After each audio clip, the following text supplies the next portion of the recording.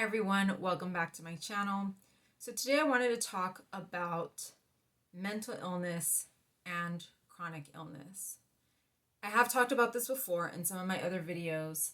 I feel like it's a bit of a controversial topic, particularly within the chronic illness community, because a lot of us were dismissed as being mentally ill or having some kind of mental problem instead of an actual physical ailment. Um, I think because I've gone through that experience, I know what that feels like. But I've also I had some pretty good therapists that believed me when I said that I had, physical illness, and have sort of been like encouraged me to continue to pursue a diagnosis and treatment. So I do have kind of two perspectives on it. I know how bad it feels, but at the same time, I have also met people where, when I start talking to them, I do get the feeling that there is a mental health issue at play, and that may actually or that actually should take priority over their physical illness.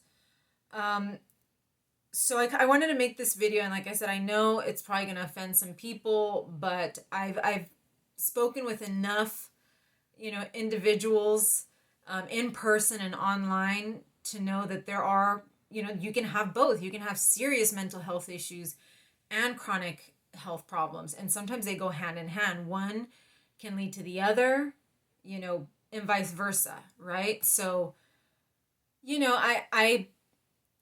I have my opinions on this, not because I'm unaware of how horrible it feels to be dismissed as a mentally ill person and not a physically ill person, but I do think that that it is a big issue, and it can also be a big issue in getting treated for your actual physical chronic illness if you don't manage your mental health issues to begin with. So I'm going to go down a list of characteristics of of people where these types of people that have these sort of characteristics, I think, are people who are dealing with serious mental health problems. And I'm not saying that they're not physically ill, that they don't have a chronic illness, or that they don't have whatever illness they told me that they have.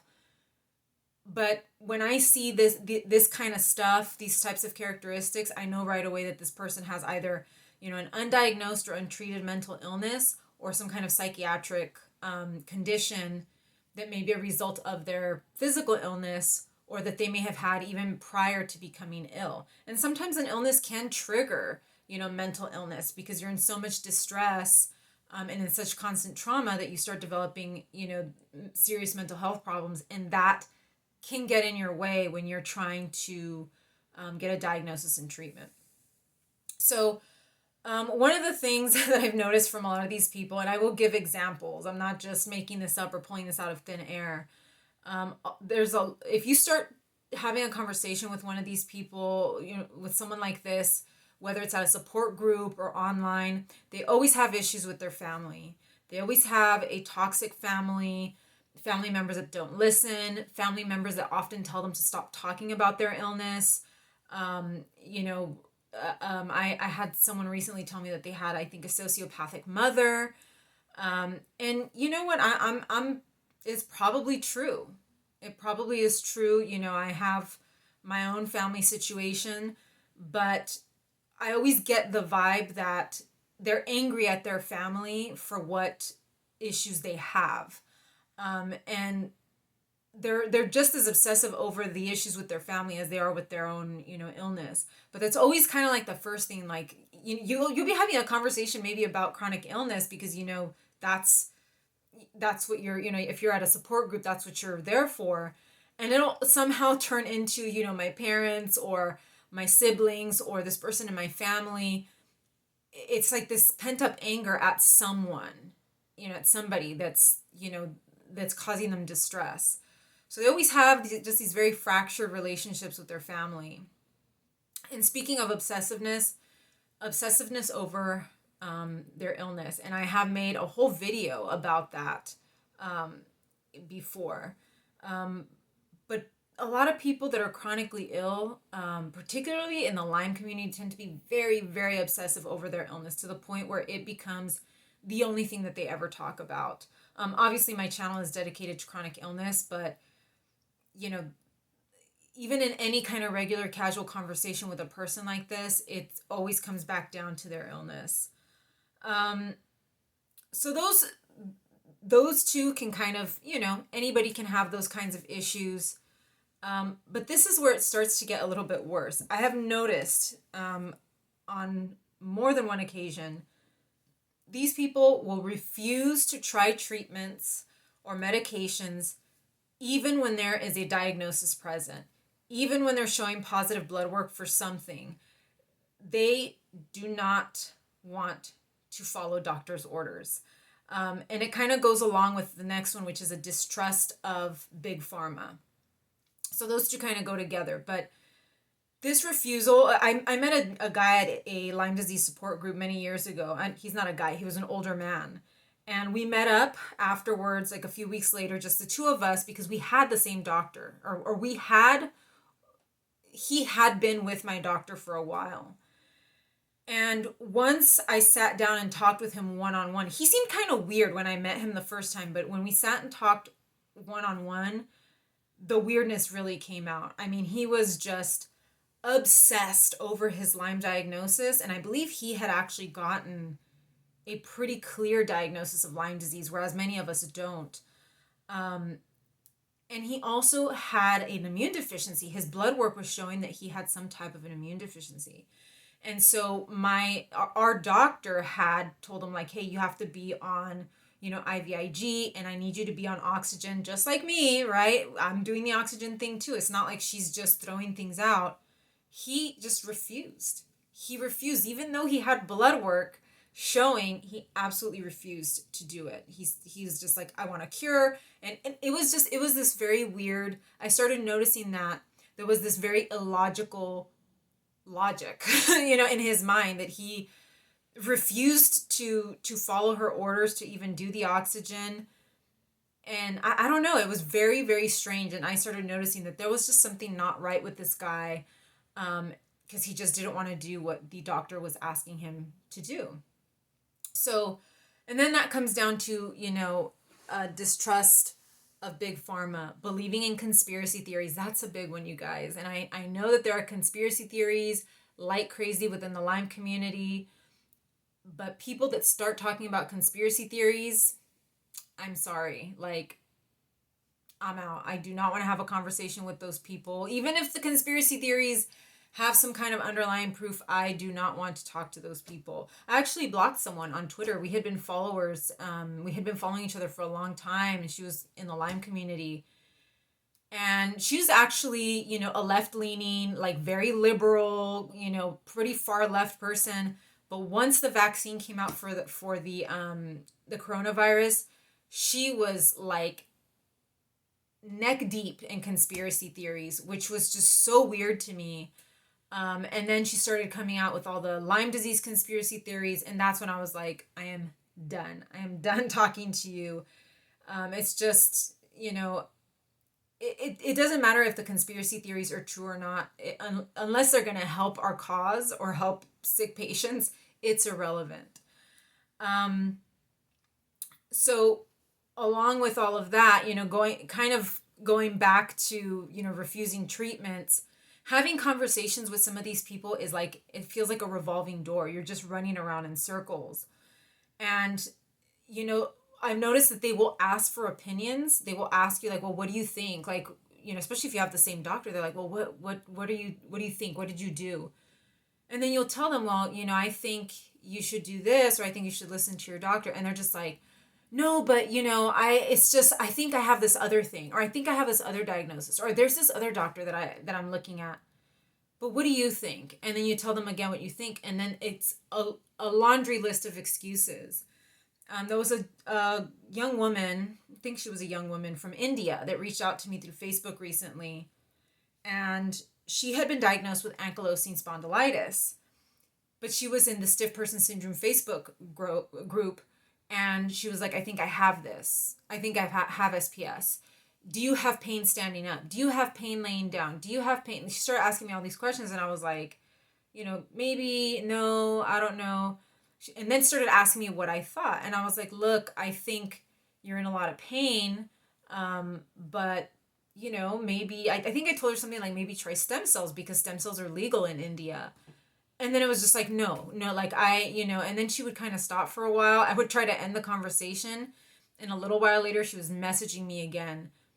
But do you think that I have SPS? Do you think that what she wanted to hear was, yes, I think you have stiff person syndrome and you should pursue a diagnosis. And then the conversation would go to, I don't have any positive tests. So how did you get diagnosed? How did the doctors it just is exhausting to deal with these people. If you feel exhausted after talking to one of these people, then more than likely they're suffering from some kind of mental health problem.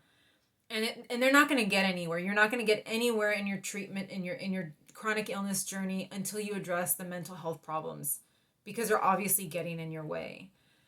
So yeah, refusing solutions, refusing to follow, their protocol, using, like I said, using your oxygen or getting the medication that you need to address what your blood work is showing. I've seen doctor shopping. That's another one. Refusing to see a therapist. Obviously, that's, pretty self-explanatory.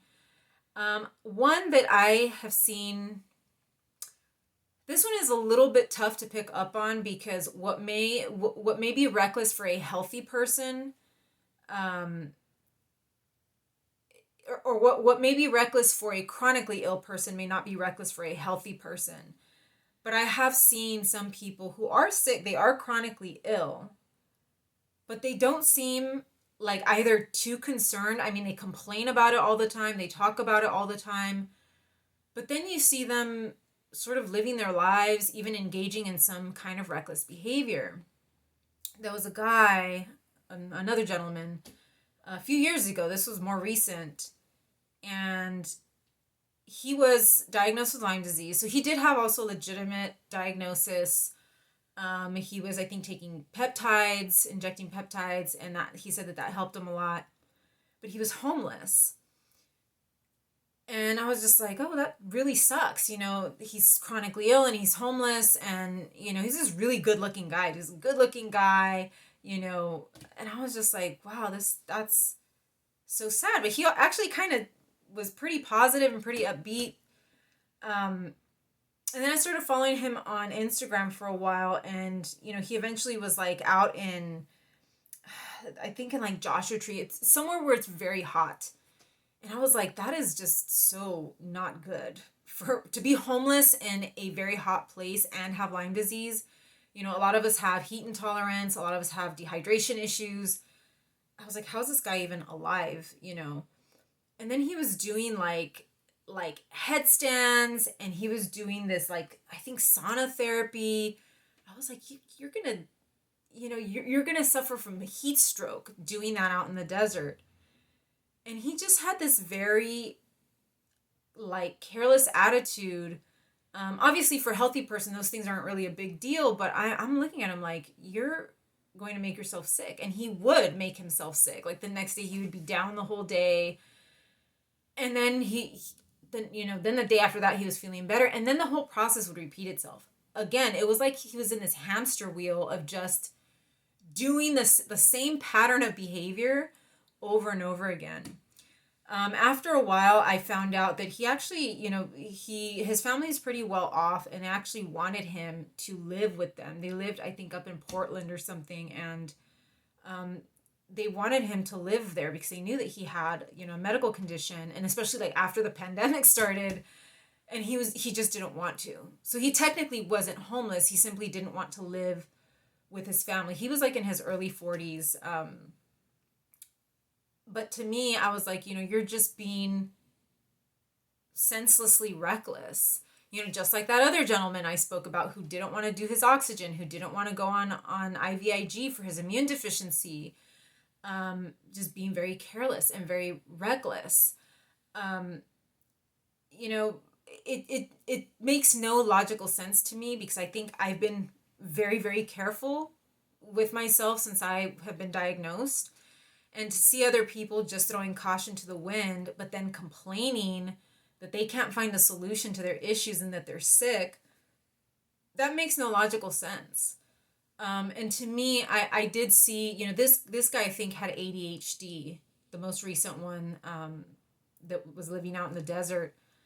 So he did have, he said that he had ADHD, which all of that matches up because he seemed very scattered, like he couldn't really, like he had no direction.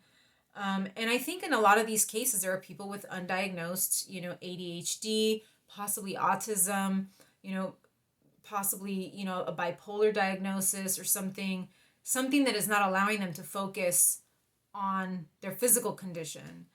And so really,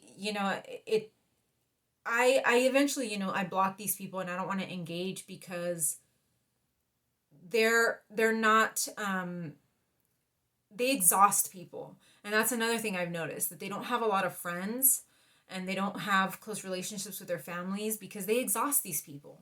Because all they can talk about is their illness. And these people get tired because they probably give them suggestions or they say, hey, have you tried this? Or what did the doctor tell you? And then they just come out with, oh, well, I don't want to do what the doctor told me to do. And I don't want to do these drugs because, big pharma is doing this, this, and that. Um, and I think people, family members and friends pick up on the fact that this is someone that is not going to, um, they're just complaining and they're not going to do what doctors are asking them to do. And there's really going to be no end to it. And so they just distance themselves. And that's kind of what I do. I mean, I have to do it for self-preservation. I have my own issues and I don't have the energy to entertain that kind of thing. Um, so, a lot of chronic illnesses, Lyme disease, multiple sclerosis, SPS, are associated with anxiety, depression, OCD type behaviors. So it's almost like, you're stuck between a rock and a hard place. You're trying to find a solution, but the illness itself is affecting your brain and affecting your judgment, and you can't focus long enough to do what the doctors are telling you to do. So that can also be part of the issue. You can end up getting sicker. Your judgment is really affected. I myself have had to step back at times and calm myself down. I have talked about a type of therapy called DBT, dialectical behavioral therapy, and I think that would be really, really good for those of us who are struggling with mental health issues and a chronic condition, because it slows you down and it tells you, is this, is what you're thinking real? Is this legit? Really ask yourself if this is a reasonable thought or realistic, or if you're kind of, jumping to conclusions or catastrophizing. And it's helped me a lot to really slow that down. But obviously, there are different degrees of how badly your brain is affected by these conditions, and you can only do so much. And also, if the condition is pre-existing before your chronic illness, that can be very, very complicated. But I highly encourage anybody with a chronic illness to find a therapist that can work with you, because regardless of whether you do have some kind of mental health issue or not, having a chronic illness is difficult and it's stressful, and it will cause some kind of mental health problem somewhere down along the line. And it's not pleasant. It's nice to have a support that is not friends or family. We can't exhaust them either, because we need them. In other times when there are family issues and things like that, we need their support with those things. So it's good to have a support system outside of family and friends.